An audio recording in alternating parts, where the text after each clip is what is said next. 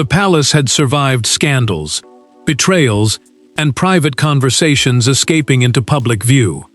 But this was different. A hidden recording, captured inside one of the monarchy's most protected rooms, contained Queen Camilla speaking about Prince William in terms that stunned even those closest to the crown. Within minutes of the audio reaching King Charles, doors were locked, telephones were collected, and a private family conflict became a constitutional nightmare no one could quietly erase. Before we go deeper into what this really means for the royal family, make sure to subscribe so you don't miss a single update. Charles sat alone after the door closed. A senior security officer had recovered the audio from an unused communications device during a review of a private sitting room at Clarence House, their London residence. At first, the monarch expected an awkward remark. Then Camilla's voice named William. She spoke of weakening his authority, limiting his influence over royal decisions, and slowing his rise, while Charles remained on the throne. The king removed his glasses and placed them beside the device. Silence followed. He had defended the queen for years, but the voice coming through the speaker sounded deliberate. Camilla referred to confidential briefings, meetings where senior royals receive sensitive information, and discussed delaying William's access without making the pattern obvious. William arrived expecting a conversation about upcoming duties. Instead, he found his father pale, shaken, and seated opposite two empty chairs. The prince noticed the recording device immediately. Charles said only that something had been uncovered, and hearing it would change how his son understood recent decisions. Camilla reacted differently. She demanded to know who had authorized the search and why a private room had been examined. Her anger focused on the discovery, not the words preserved inside it. Charles watched her closely. That response disturbed him more than denial would have, because it suggested she understood what had been captured. The recording then moved beyond William. Camilla described Catherine's growing popularity as a problem that must be contained. She feared the princess was becoming a second center of loyalty, strengthening her husband before the crown was ready to surrender control. William remained still, but the betrayal had become personal. Another voice answered Camilla. The speaker could have been a courtier, an advisor, or someone within the extended royal circle. Palace officials began tracing access records.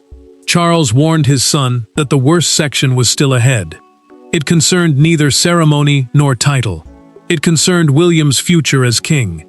As he reached for the device, the room grew unbearably still, because the voices were about to expose not only what Camilla said, but precisely whom she feared. For the public, the recording was a royal scandal. For the three people inside the room, it was something far more painful. Charles heard the voice of the woman he had defended for decades. William heard evidence that his stepmother viewed him as an obstacle. Camilla faced the possibility that one private conversation could destroy the place she had spent years securing. The crown stood between them, but beneath it were a husband, a son, and a fractured family. Charles had spent years presenting Camilla as a calm and trusted partner. That mattered, because every defense of the queen had also become a defense of his own judgment. The recording now threatened both. It suggested that the woman beside him had not simply offered advice, but may have shaped decisions involving the heir without his full understanding. William carried a different burden. He was the Prince of Wales, the title given to the person first in line to the throne. But he was also a son, who had repeatedly refused to force his father into a choice between marriage and family. Now that restraint felt costly. William listened with his hands folded tightly in front of him. When Camilla's recorded voice suggested keeping him away from certain state discussions, he stopped the audio. State discussions were private meetings involving serious matters of government and royal duty. He looked at Charles and asked how long she had been influencing his access. Charles could not answer. The pause lasted only seconds, but it felt like confirmation. William's shock hardened into disappointment, and the king lowered his eyes because he knew hesitation had wounded his son more deeply than any explanation could repair. Camilla entered expecting aides, legal advisors, and officials. Instead, she found only Charles and William. No office protected her. No formal process softened the moment. She insisted the words had been taken from a conversation about continuity, meaning the careful transfer of duties from one reign to the next. She claimed she feared William would dismantle Charles's legacy too quickly after becoming king. William heard something darker beneath that defense. Camilla had also spoken about Catherine, whose public standing and steady approach reminded many people of the late Queen's style of service. The Queen consort feared that the princess would strengthen her husband while pushing her own influence aside. Charles watched his wife carefully.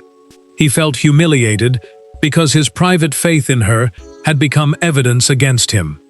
Camilla felt cornered, yet her fear seemed tied as much to losing power as losing her marriage. Then the king asked one question. Was the recording an angry outburst or part of an organized strategy? Camilla did not answer. Her silence gave William what her words would not, and it led them back to the palace moment when this secret campaign first began. The recording did not emerge from a single moment of anger. Its roots stretched back to a private Windsor dinner, where a seemingly minor disagreement transformed into a battle over the monarchy's future. That evening, William challenged a decision made in his name.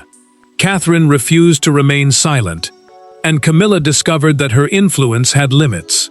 What followed was not an argument anyone could simply forget.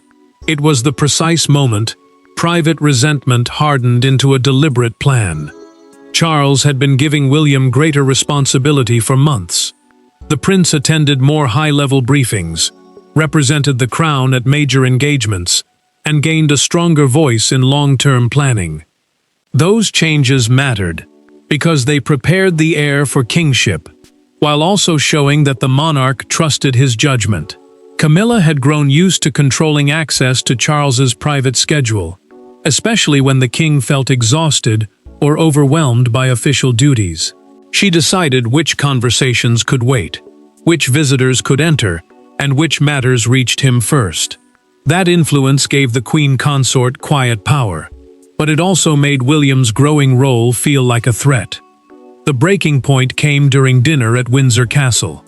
Camilla announced that William would no longer attend an upcoming constitutional briefing, a private meeting where senior figures discussed the monarch's official duties and the future transfer of responsibility. She said his presence might complicate the king's position. William set down his glass. He did not raise his voice. The prince simply told her that decisions concerning the heir could not be made across a dinner table without consultation. Charles watched in silence, and that silence immediately changed the mood. William expected his father to correct the decision.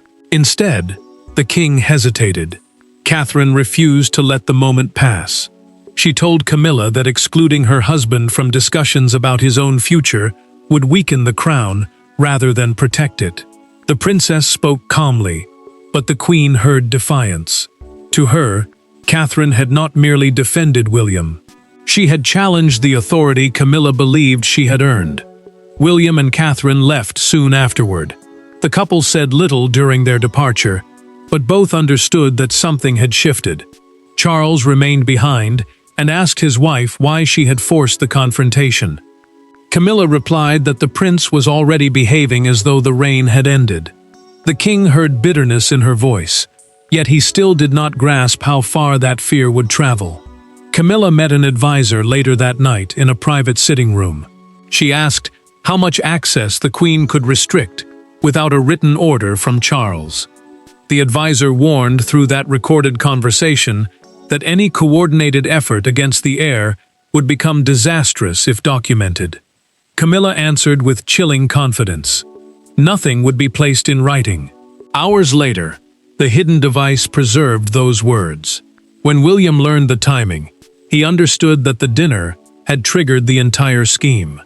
One question now remained. Had Charles known enough to stop it? William had spent years mastering the royal discipline of silence. He could endure criticism, hide anger, and continue smiling while family tensions burned behind closed doors. But the recording crossed a line he could not ignore. This was no careless remark whispered after dinner. It was a discussion about limiting the heir's authority and controlling his path to the throne. When William finally faced Camilla, he did not shout. His calmness made the confrontation far more dangerous. Charles arranged the meeting at Buckingham Palace with no secretaries, press officers, or senior courtiers present. Courtiers are trusted members of the royal household who help manage official and private duties. On this occasion, none were allowed inside. Only the king, the queen, and the prince would hear what came next. William entered after listening to the complete recording. He had already heard Camilla discuss keeping Catherine away from private talks, where the princess might strengthen his position. That mattered because those meetings shaped future duties, access, and influence. Keeping Catherine outside them would not simply isolate her. It would weaken William at the moment he was preparing to carry greater responsibility. The prince placed the device on the table in front of Camilla. He asked her to repeat the argument while looking directly at him. She turned toward Charles, expecting help, but the monarch remained silent. His refusal to step between them left the queen consort exposed in a way no public statement ever could. Camilla defended herself carefully. She argued that William's impatience, modern ideas, and growing independence threatened to erase Charles's work before history had judged it fairly. She insisted that she had been protecting the king's legacy, not attacking the heir. William answered without raising his voice. Protecting his father's legacy, he said, was not the same as secretly weakening his future. Fear of what came next did not give her authority to control it. Camilla tried to interrupt, but he continued. Every hidden delay had damaged trust. Every unexplained exclusion had placed Charles between his wife and his son. Then the recording reached Catherine's name. Charles placed his hand over the device and stopped it. Camilla's voice had described the princess as a rival center of loyalty, and the king's expression showed that he had never heard that section before. William watched his father absorb the betrayal in real time. The prince then listed several confidential meetings from which he had been removed. Charles realized that 2 schedule changes he believed were routine may have come from Camilla. She admitted requesting them, but denied intending permanent damage. That distinction broke the final restraint. William told her that temporary betrayal was still betrayal. Charles ended the confrontation with a promise. Every blocked briefing, altered schedule, and secret communication would be traced. The family argument was over, but the real struggle had only begun. The next decision would belong not to the loudest voice, but to the one who controlled the crown. For decades, Charles had fought to keep Camilla beside him. He defended their relationship, protected her place within the institution, and asked the country to accept her as his queen. Now the same woman stood accused of interfering with the future king. The decision could not be delegated to advisors or hidden behind palace protocol. Charles had to choose whether loyalty to his wife outweighed his duty to William, and whether preserving his marriage would endanger the monarchy he had inherited. Charles ordered a private review of access logs, altered schedules, briefing invitations, and communications involving William over the previous year. The sovereign, meaning the reigning monarch with final authority over the royal household, had the power to remove Camilla from internal decisions and separate her office from all matters involving the heir. The king sat alone with a list of meetings from which William had been excluded. He circled 2 dates, then stopped. His own approval signature appeared beside both changes. Charles realized he had signed them without receiving the full explanation, trusting that the adjustments were routine. Guilt struck harder than anger. The monarch understood that his faith in Camilla had allowed decisions to move under his authority that he had never consciously intended. William had not merely been blocked by a private strategy. He had been blocked by orders carrying his father's name. Camilla asked to see Charles without advisors present. She reminded him of the years they had endured together, the public hostility they survived, and the loyalty she had shown during his most difficult moments. The Queen Consort believed their shared history should matter now. Charles listened, but his answer was cold. Their history could not protect her from present accountability. Marriage had given Camilla his trust. It had not given her the right to control William's future. The review soon identified the second voice on the recording. It belonged to a senior member of Camilla's household, with direct access to royal schedules and briefing recommendations. In a documented account given during the inquiry, the aide confirmed that she had requested a gradual strategy. The plan was simple. William's access would be reduced slowly. Each exclusion would appear temporary. Charles would see isolated changes instead of a coordinated pattern. Camilla hoped the prince would lose influence without the king realizing how or why. Charles removed his wedding ring and turned it between his fingers. For a moment, the husband seemed to overpower the sovereign. Then he placed the ring back on and signed an order suspending Camilla's authority over every decision involving William, Catherine, and their household. The marriage remained intact, but the boundary was permanent. Camilla finally understood that affection would not protect her place inside the crown's machinery. Yet the decision did not remain private. Before officials could announce it internally, a palace employee learned of the suspension. The signature was barely dry when whispers moved through the corridors, and by morning, Camilla discovered that losing influence was only the first consequence. Royal punishment rarely begins with shouting. It begins with unanswered calls, altered schedules, and doors that no longer open. By the morning after Charles signed the order, Camilla's position had changed without a single public announcement. Meetings disappeared from her diary. Advisors who once waited for her approval began reporting elsewhere. The queen still carried her title, but inside the palace, she could feel authority draining away one silent decision at a time. Charles restricted the suspension to a small group of senior officials. The Wales family, meaning William, Catherine, and their children, would no longer be discussed through Camilla's office. Every matter involving them now had to go directly to the king or the prince. The change mattered because it removed the queen consort from decisions she had quietly shaped for months. The identified aide faced consequences just as quickly. Security credentials were surrendered, access to royal communications was blocked, and active duties ended while the internal inquiry continued.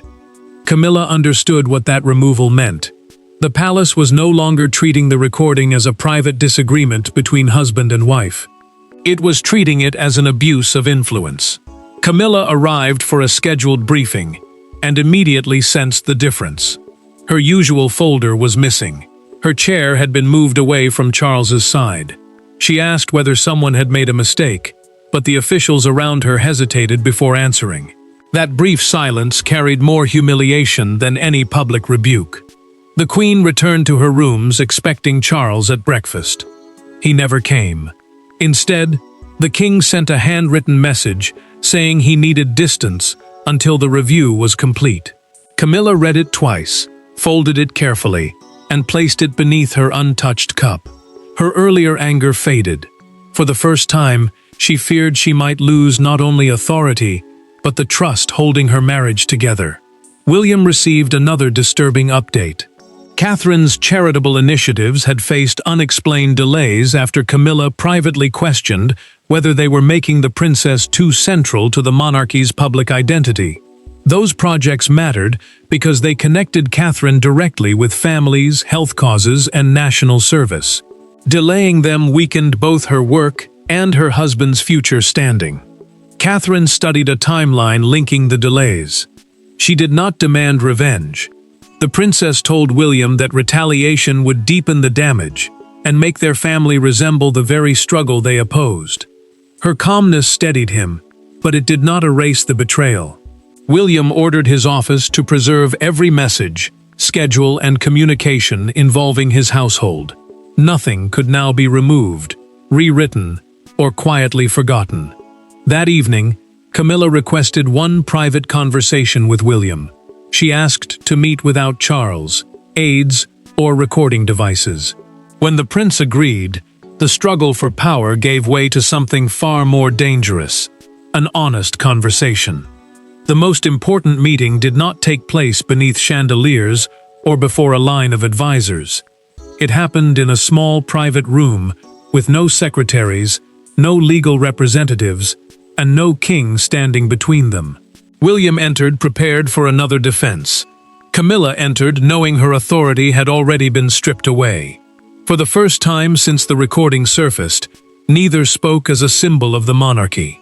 They spoke as two people who had carried years of suspicion into the same damaged family. William had agreed to come only after Catherine urged him to listen. She believed another official inquiry might uncover facts, but only a direct conversation could reveal motive. That mattered because the prince already knew what Camilla had done. What he still did not understand was why she had risked the family to do it. Camilla had made one condition: Charles could not attend. She did not want her husband forced to mediate between them again, or to watch another argument tear apart the two people whose loyalty he needed most. William entered and chose the chair opposite her rather than the seat beside the fireplace. The distance was deliberate. Camilla removed her royal brooch and placed it on the table. A brooch is a decorative pin, often worn during official duties, but in that moment, it represented rank, and she was setting rank aside. Camilla began without excuses. She admitted that William's growing authority frightened her, because it pointed toward a future in which Charles would be gone, and her own place would become uncertain. The queen consort had spent years fighting to belong. Now she feared becoming unnecessary. William listened, but his answer was firm. Fear might explain her actions, he said, but it could not excuse using Catherine or his children as pieces in a struggle for relevance. The prince told her that every hidden delay had touched real people, real duties, and a family already carrying too much pain. Camilla then revealed the full plan through that private conversation. She had never intended to remove William permanently. She wanted to slow his rise, keep Charles dependent on her judgment, and remain indispensable inside the household. After the Windsor dinner, the strategy became harsher, because Catherine's defense convinced her the couple would eventually shut her out. Camilla apologized without blaming the recording, the aid, or royal pressure. She admitted that she had secretly acted against the heir. William did not forgive her, not yet, but he promised he would not seek public humiliation or demand the end of her marriage. Trust would return only through action. Charles received news of their agreement moments before the recording escaped the palace. The family had finally spoken honestly behind closed doors. But outside the gates, Britain was about to hear the betrayal in its own unforgiving language. By sunrise, the scandal no longer belonged to the palace. Fragments of the recording had reached broadcasters, newspapers, and millions of people who heard Camilla's voice discussing the future king, as though his destiny could be managed behind closed doors. Public debate erupted immediately. Some saw calculated betrayal. Others heard insecurity and fear. Yet one fact united nearly every reaction. The monarchy's most private power struggle had become impossible to deny, and the crown had to answer. Charles approved a carefully worded palace statement confirming that a private recording existed. The message refused to release the complete audio, citing security and the integrity of the internal review, meaning the formal palace inquiry examining who acted, who approved changes, and how William's access had been restricted. William responded through a written statement issued by his office. The prince emphasized continuity, duty, and respect for the king. He did not attack Camilla by name. That restraint mattered, because one angry sentence from the heir could have turned a family crisis into an open battle for the monarchy's future. The public saw something far more explosive. A national newspaper appeared with a black audio waveform stretched across its front page, beneath the headline, "The Voice That Tried to Silence the Heir." Outside Windsor railway station, commuters held copies above the crowd, while television crews broadcast the reaction live. Crowds soon gathered near Buckingham Palace. Some demanded that Camilla step away permanently. Others left handwritten messages supporting Charles and William, expressing sadness that a private family wound had become a national spectacle. The anger was real, but so was the grief. Charles watched a broadcaster replay the story again and again. When commentators asked whether personal loyalty had blinded him to an attack on his own son, the king switched off the television. The question struck at the deepest part of the crisis. Not whether Camilla had spoken those words, but whether he had allowed trust to overpower duty. Camilla remained inside while reporters called from beyond the gates. The Queen Consort understood that her private apology to William could not erase the public force of her recorded voice. She had admitted fear in one room. Britain now heard strategy. The palace then revealed through its official statement that the scheme had never changed the constitutional line of succession, the legal order determining who inherits the throne. William remained the heir, and his position had never been removed or weakened in law. Charles also confirmed that Camilla would no longer control the prince's schedule, briefings, household, or preparation for future kingship. Now Britain waited for the final verdict. Would she retain her ceremonial duties? Would William stand beside his father? With the public demanding accountability and the family seeking peace, Charles prepared one final statement that would define Camilla's future and William's place beside him. The final decision did not erase the recording, repair every relationship, or return the palace to what it had been before. It did something more important. It drew a permanent line between personal insecurity and royal authority. Charles had to acknowledge where his trust had failed. Camilla had to accept that fear had driven her beyond the limits of her role. William had to decide whether justice required destruction or restraint. The verdict would determine whether this family remained divided or became stronger through painful truth. Charles addressed senior members of the royal household before releasing a formal public statement. William stood beside him, while Camilla remained seated several feet away. The household was the group of officials and staff who managed royal duties, schedules, and private administration. Their presence mattered because the ruling would permanently change how power moved inside the palace.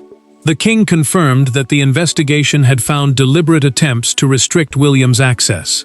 Yet no action had altered the line of succession, the legal order deciding who inherits the throne, or removed the prince's constitutional rights. Camilla's strategy had caused damage, but it had never changed his destiny. Charles then delivered the final decision. Every matter involving succession preparation, the Wales household, and William's future duties would be permanently removed from Camilla's office. The Queen Consort would retain her title and selected ceremonial responsibilities, meaning public appearances and formal duties. But she would hold no internal authority over the heir, Catherine, or their children. The aide heard on the recording faced an immediate consequence.